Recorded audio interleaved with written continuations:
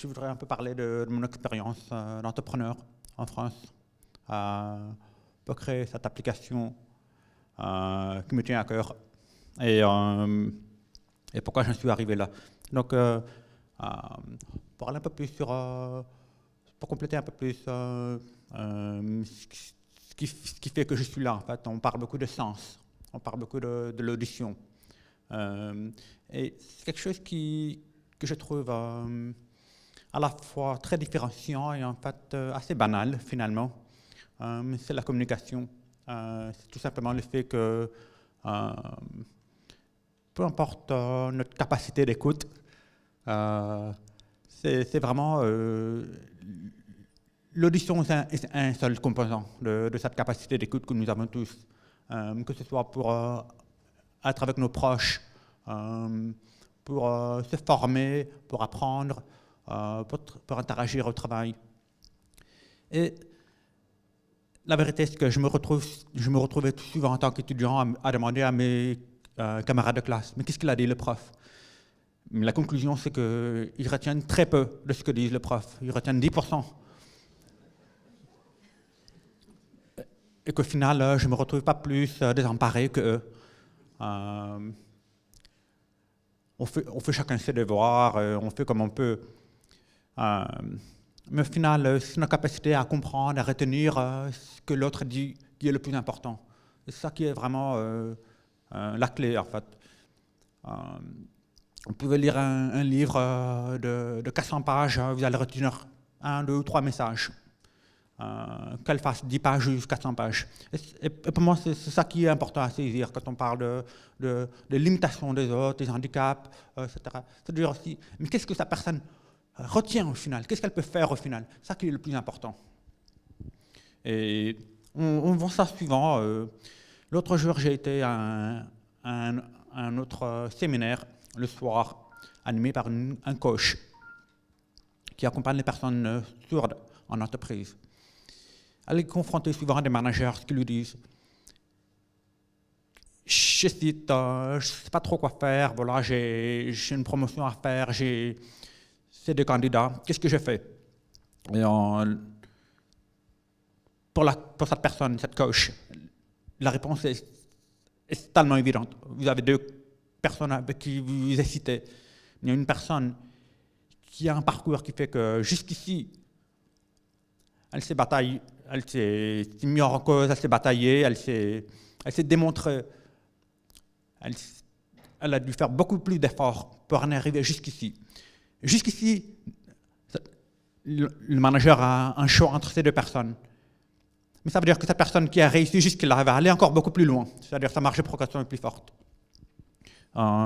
Mais ce n'est pas juste par rapport à un handicap, on peut juste aussi dire par rapport aux personnes qui viennent d'un milieu économique plus difficile, un étranger, etc.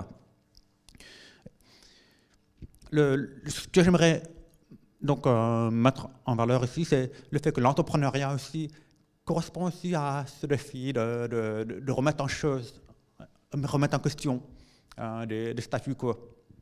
Quand on parle de contraintes, la personne handicapée voit suivant la contrainte, soit comme elle accepte et elle dit bon, je peux rien faire, soit elle dit je peux faire quelque chose avec ça, je peux changer les choses. L'entrepreneuriat, c'est souvent ça. C'est des personnes qui se disent il y a un problème, j'en fais une opportunité.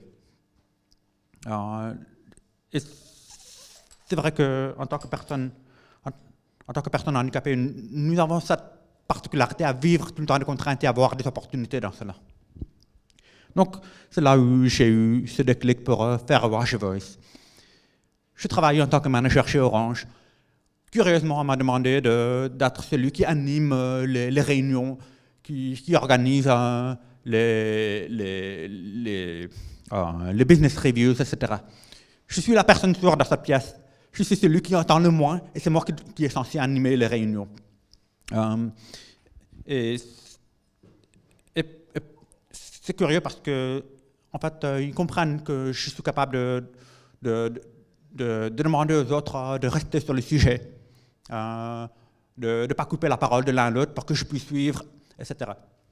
Donc, c'est en travaillant avec les autres que j'ai eu confiance en moi. C'est en travaillant avec les autres que je me suis dit, en fait, je ne suis pas handicapé, c'est juste qu'il faut que je m'adapte. À l'époque, je travaillais chez Orange. L'ironie ne m'a pas échappé. J'étais chez l'opérateur téléphonique, je ne pouvais pas téléphoner. Et là, c'est assez drôle dans le sens où beaucoup des inventions en communication se sont faites pour ou avec les personnes handicapées. Les premiers claviers ont été faits par une personne qui était amoureuse d'une personne sourde. Un homme qui était amoureux d'une comtesse italienne, qui a créé le clavier pour pouvoir échanger avec elle. Le premier téléphone a été fait par une personne, un scientifique aux États-Unis, qui voulait échanger avec sa femme qui était sourde et sa mère qui était sourde, et trouver le système phonétique qui a donné naissance au premier téléphone en 1867. Les mails, les échanges par mail, un des inventeurs des premiers Internet, le DARPA, était une personne sourde aussi également. C'est ça qui est curieux dans cette série des inventions, c'est que souvent la contrainte oblige les personnes à trouver des choses un peu différentes de faire. Et donc là, je ne prétends pas que je suis un grand amateur, loin de là. L'idée, c'est juste de montrer à quel point on peut saisir des choses qui existent et les penser différemment. Donc, WatchVoice, qu'est-ce que ça fait exactement? C'est une application mobile qui permet aux personnes sourdes de téléphoner grâce à la reconnaissance vocale. Nous utilisons aujourd'hui tous sur nos smartphones, enfin une grande partie des personnes utilisent leur smartphone pour faire de la dictée. Vous avez tous un micro sur votre clavier aujourd'hui qui vous permet de dicter quelque chose. Quand c'est sorti ça en 2011 sur Apple, Siri, c'était un gadget, ça ne marchait pas.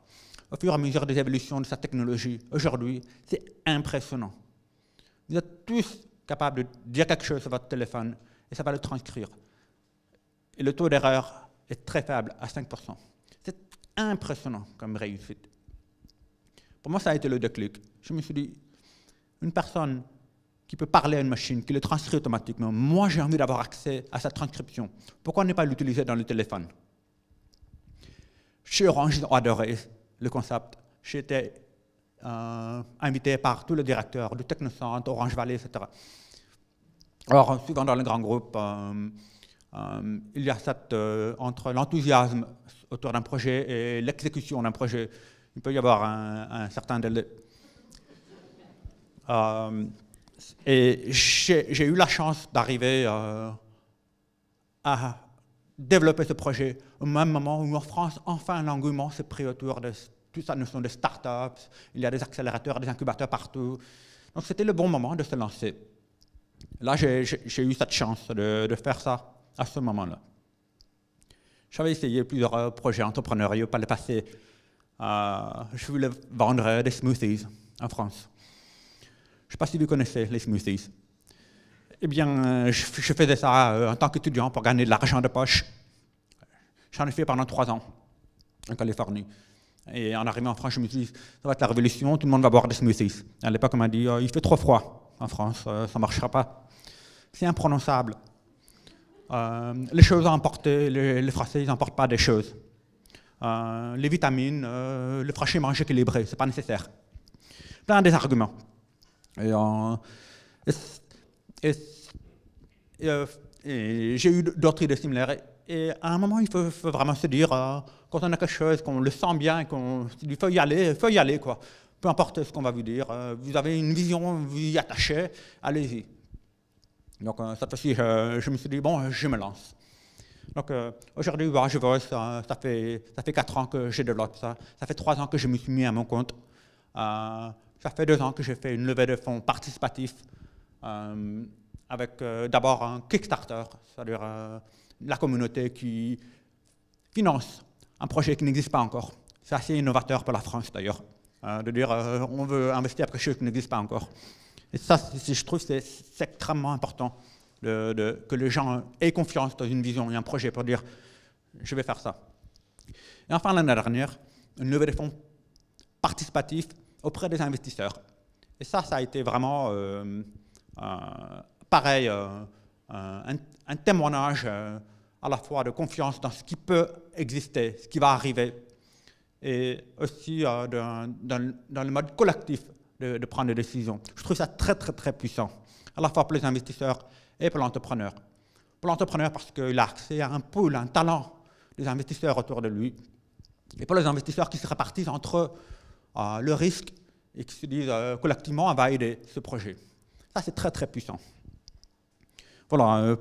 Donc, pour revenir au thème du handicap, l'application Watchverse aujourd'hui permet de sous-titrer instantanément une conversation en temps réel. Ça marche en 80 langues grâce à la reconnaissance vocale. Nous avons un partenariat avec Google pour faire ça. Aujourd'hui, nous avons plus de 200 conversations par jour sur cette application. Nous avons près de 2000 utilisateurs par mois qui utilisent cette application. C'est un début, c'est très prometteur, ça donne envie. Les gens aujourd'hui commencent à recommander l'application auprès des autres. C'est très puissant. Vous êtes en train de voir des gens qui changent leurs habitudes. Je n'ai jamais téléphoné. Ce n'est pas moi qui ai envie de téléphoner. Je n'ai pas envie de téléphoner. Mais c'est parce qu'il y a 65 millions de Français qui utilisent le téléphone aujourd'hui, qui font des réunions avec, qui prennent des rendez-vous avec, qui échangent de nouvelles avec. C'est quelque chose qui est normal pour tout le monde. Donc, c'est ça qui fait que vous êtes prescripteur d'un moyen de communication que j'utilise aussi. Donc, cette application, je la développe, pas parce que j'en ai envie, mais parce que c'est quelque chose qui nous rapproche entre nous, qui crée un pont, un lien. Vous avez l'habitude de faire quelque chose, moi pas. Et cette technologie aujourd'hui, c'est comment dire, je vais faire une petite parenthèse. Vous portez tous des vêtements aujourd'hui. C'est normal. Tout le monde est habillé. Mais si vous vous comparez à des animaux, vous êtes tous handicapés, vous avez toujours froid, il faut porter quelque chose par-dessus vous. Aujourd'hui, beaucoup d'entre vous portent des lunettes. Je vois la moitié de la salle qui porte des lunettes. Ce n'est plus considéré un handicap. Quel degré de part de vision, c'est ça où est considéré le handicap? C'est-à-dire, où est la normalité? Je vois pas beaucoup de gens qui portent des appareils auditifs. Elles sont invisibles. Pourtant, beaucoup de personnes en portent. Et quand on saura que c'est la normalité de porter des appareils auditifs, parce que les gens revendiquent de le porter, ils trouvent ça normal de le porter. Mais c'est pareil pour nous avec toute cette technologie. Nous portons aujourd'hui des téléphones qui nous aident, qui nous augmentent dans notre capacité, qui nous permettent de faire des choses incroyables qu'on n'aurait pas imaginées il y a 5 ans. Avec ces technologies, nous voyons la normalité de l'homme augmenter. Et ça, pour moi, ça donne énormément d'espoir. Je commence à voir des technologies aujourd'hui qui permettent aux gens de porter des appareils auditifs, pas pour mieux entendre, mais pour le confort auditif, dans une pièce bruyante, pour atténuer le son. Ça, c'est impressionnant. Pardon, j'ai un appel. C'est très dérangeant. Je commence à m'habituer au téléphone. Je raccroche.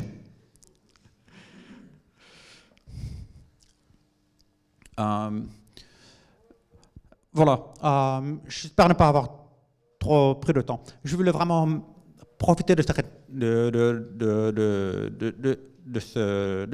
opportunité pour parler de ce que fait qu'une personne qui a des contraintes, qui puisse mettre en avant des innovations, puisse être soutenue par cette société. La société accepte cette personne, cette innovation, et qui au final bénéficie à toute la société.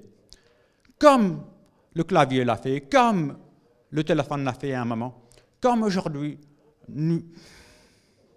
Pardon, c'est incroyable.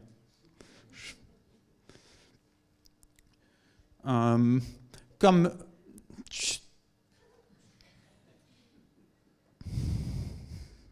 vais mettre un mode téléphone. Off. Bien. Comme aujourd'hui, nous sommes... Où est-ce que j'ai perdu le fil de ma conversation? C'est très bien. Je disais qu'aujourd'hui, le fait que la société soutienne des entrepreneurs qui portent un projet de niche, ce projet de niche qui puisse adresser à une problématique spécifique, finit par éventuellement bénéficier à toute la société. Ça, c'est très, très inspirant aujourd'hui. Je vous remercie vraiment tous de m'avoir écouté et je suis à votre disposition pour des questions.